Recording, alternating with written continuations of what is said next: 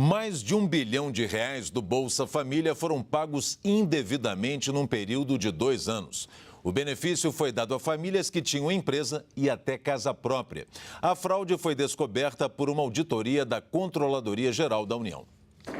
O Pente Fino viu problemas no cadastro de 2,5 milhões de famílias e concluiu que mais de 345 mil não deveriam estar no programa. A partir do cruzamento de dados, a auditoria mostrou que existem fortes indícios de fraude envolvendo essas 345 mil famílias. São pessoas que receberiam mais do que o permitido para fazer parte do Bolsa Família. Tem gente com carro, casa própria e até empresa. Em só 2 anos, essas pessoas teriam recebido R$1 bilhão e 300 milhões de forma ilegal. O programa é voltado para famílias pobres e extremamente pobres, o que significa ter renda mensal de no máximo R$ 170 por pessoa. Também é preciso ter criança ou adolescente em casa.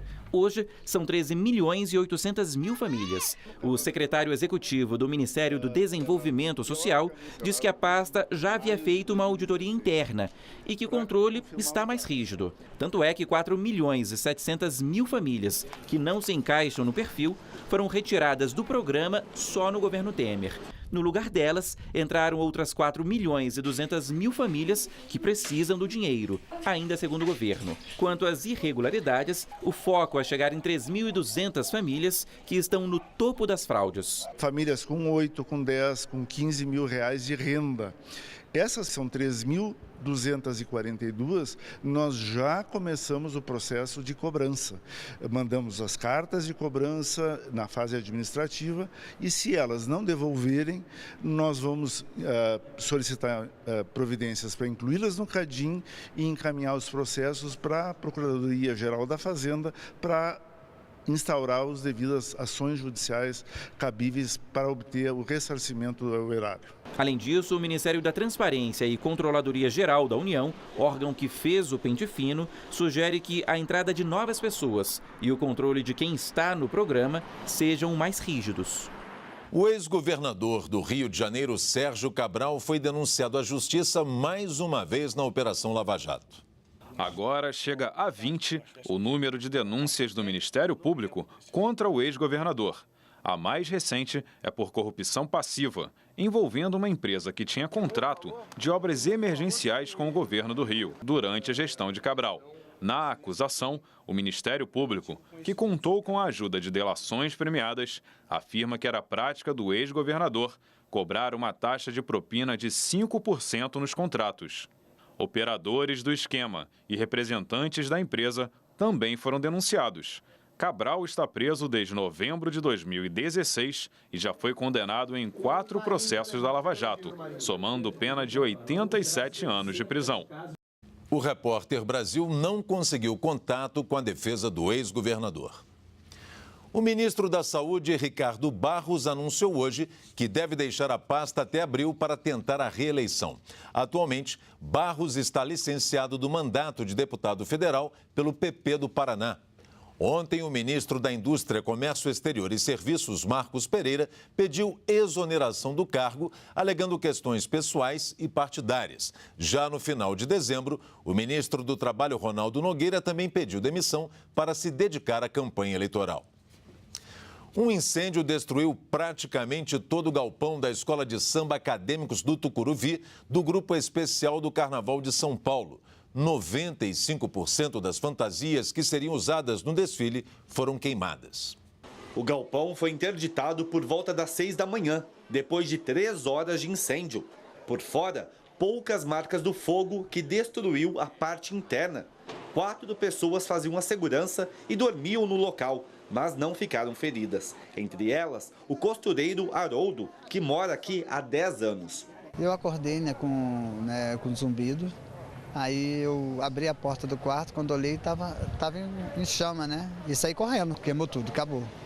Lá dentro nem as máquinas de costura servem mais.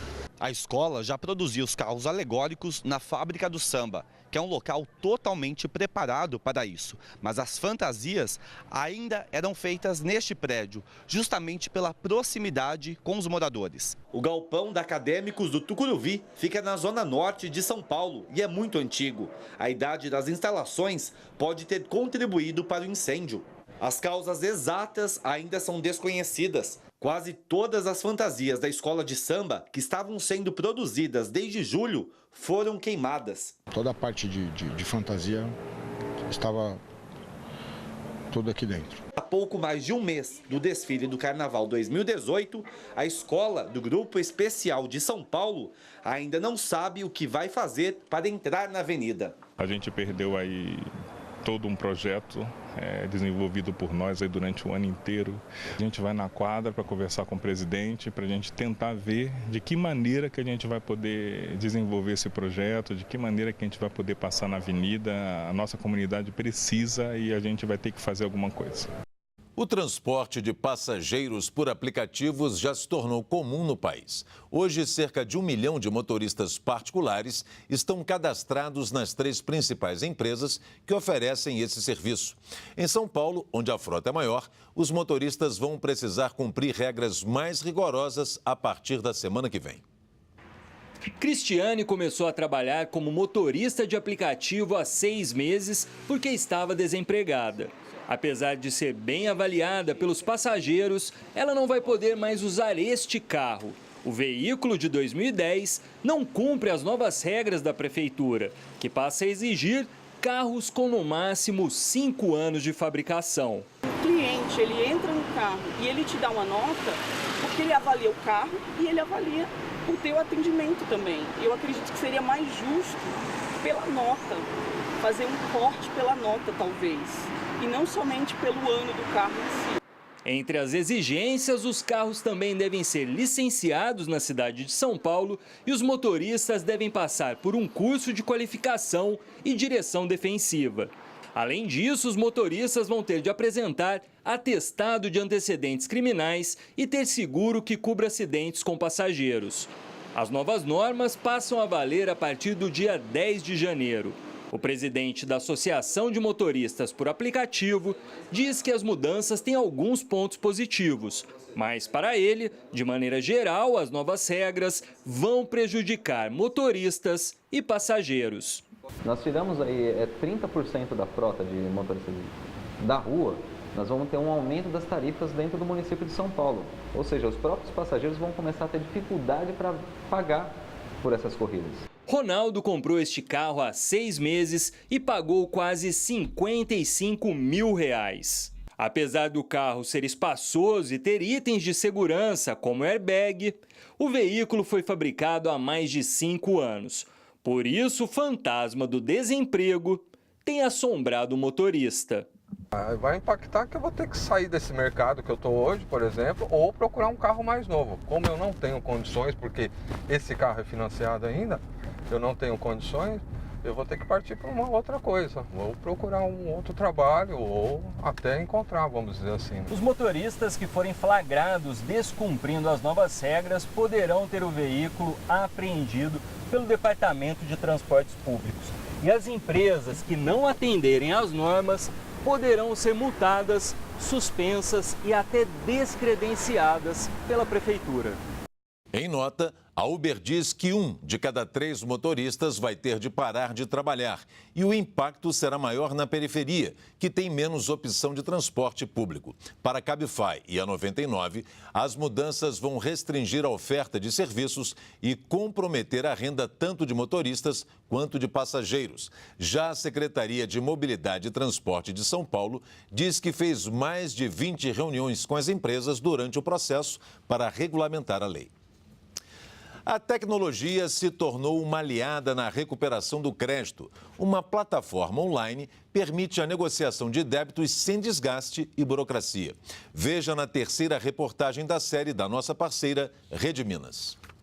O acesso ao crédito tem influência direta na economia do país. É fundamental para o financiamento do consumo das famílias e o investimento dos setores produtivos.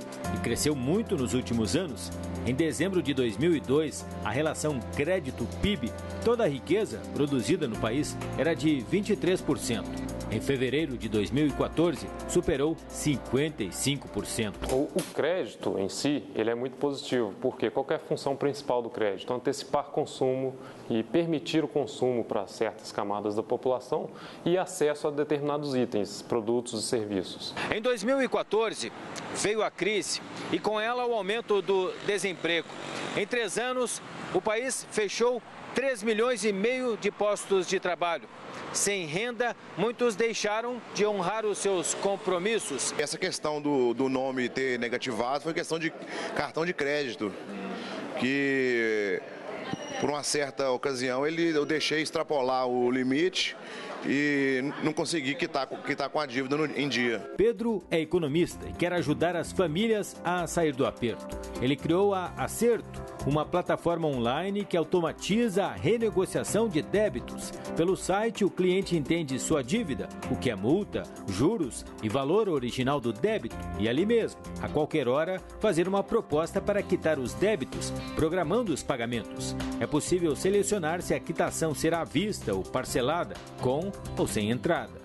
Além da comodidade dele poder entrar 24 horas por dia, 7 dias por semana, é muito fácil para ele e a gente de fato ouve qual que é a capacidade de pagamento desse consumidor inadimplente. Para melhorar o desempenho do serviço, a startup fez testes com alguns clientes no serviço de consulta e regularização no SPC. Por questão de praticidade mesmo, que você pode acompanhar a dívida pelo computador, não precisa enfrentar fila, também pelo chat, eu achei bem tranquilo, porque você já tem a resposta ali na hora da dúvida, né, para ver questão de multa, de quanto que tá, para acompanhar certinho a dívida. Em média, mais de 3 mil consumidores inadimplentes se cadastram por mês no site. Já existem hoje aproximadamente 400 milhões em recebíveis cadastrados na plataforma. Uma das principais vantagens do site é a comodidade. Quem deve e quem cobra pode fazer o acordo sem desgaste, sem burocracia e de forma confidencial. Foi o que atraiu Liliane, que tinha uma dívida de R$ 289 por conta de uma reforma no apartamento. Em 3 anos, o débito subiu para R$ 548. A professora conheceu o site e em poucas horas resolveu a questão. Pagou R$ 120 em 2 vezes. É isso que nós precisamos dentro do Brasil. É coisas fáceis da gente negociar, simples, né? Com honestidade, que é isso que nós estamos precisando, né, nesse país, e ter o nome limpo. Esta loja na Pampulha utiliza a plataforma online. Com ela, 120 clientes fizeram propostas de acordo. O proprietário estima retorno de R$ 10 mil em produtos vendidos. Mais equilíbrio para investir e crescer. Dessa maneira não há constrangimento, não tem uma pessoa indo lá e insistindo, cobrando. É uma maneira bem light de abordar o cliente. Então acredito que por conta disso também, após a quitação, o cliente sempre vai voltar pela maneira como ele foi abordado para poder estar quitando isto. Amanhã, na última reportagem da série, você vai ver como a tecnologia digital a serviço do comércio tornou possível oferecer alternativas criativas para o mercado. O presidente Michel Temer sancionou hoje uma lei que autoriza a capitalização da Caixa Econômica Federal com recursos do Fundo de Garantia do Tempo de Serviço. Essa operação precisa ser autorizada pelo Conselho Curador do FGTS.